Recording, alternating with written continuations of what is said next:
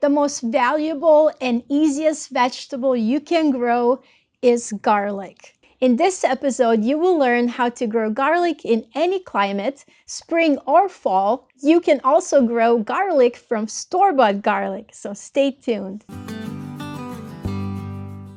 Garlic has an absurd amount of health benefits, and it even keeps vampires away. All kidding aside, the history of garlic is fascinating. Did you know that garlic dates back to Neolithic times? That's more than 8,000 years ago. Last summer, I harvested many pounds of garlic, enough to last me a whole year.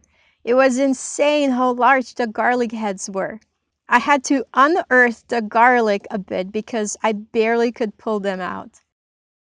The most ideal time to plant garlic is 4 to 6 weeks before the first frost date.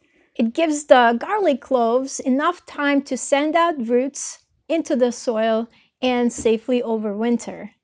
The recommended method to grow garlic is from seed garlic. Store-bought garlic and seed garlic are different. Seed garlic is developed to give you the biggest cloves possible. In return, you will get bigger garlic. Store-bought garlic is developed for production, so the cloves are not fully mature, and it's very important that you pick only the biggest cloves. Otherwise, your garlic will be small. Many garden centers and online seed stores sell seed garlic in the fall, and there are many varieties to choose from. I bought 2 varieties of garlic from M.I. Gardner in the fall of 2021. Nootka Rose soft-neck garlic and German extra hardy hardneck garlic. So what's the difference between hardneck and softneck garlic? Hardneck grows better in colder climates, and it is very cold hardy. Shelf life is about 6 months. In early summer, only hardneck garlic grows these garlic scapes, and they need to be removed so that all of the plant's energy would go into the growth of the bulb and not into the seed head. Garlic scapes have milder, garlicky taste and are great in omelets and stir-fries. Softneck garlic grows best in warmer climates. This is the most common garlic variety found in grocery stores because it has the longest shelf life and lasts up to a year. They don't have a rigid central stalk like the hardneck garlic, and the whole stalk falls over when it's time to harvest. This is the Nootka Rose softneck garlic that I harvested last summer. So now that you know more about garlic, let's talk about how you can plant it this spring. This information is also important for the upcoming fall planting. To find seed garlic in the spring is a little bit more challenging than in the fall.